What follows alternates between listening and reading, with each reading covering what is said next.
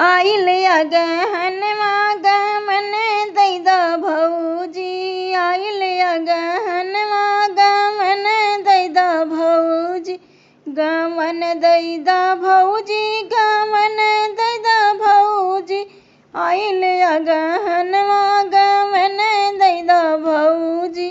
ना तोहरे भौजी हो लहंगा चुनरिया, ना तोहरे भौजी हो लहंगा चुनरिया, फटही लुगरिया सगुन दैदा भौजी, फटही लुगरिया सगुन दैदा भौजी, आइल अगहनवा गमन दैदा भौजी, आइल अगहनवा गमन दैदा भौजी।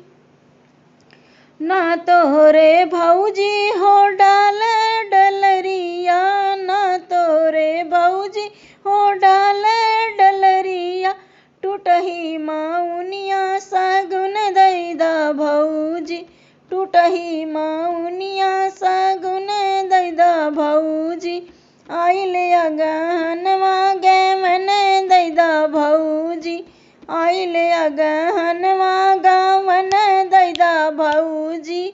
ना तोहरे भौजी हो लोटा गिल सेवा, ना तोहरे भौजी हो लोटा गिल सेवा, फुटहा घइलवा सगुन दैदा भौजी, फुटहा घइलवा सगुन दैदा भौजी, आइल अगहनवा गमन दैदा भौजी, आइल अगहनवा गमन दैदा भौजी।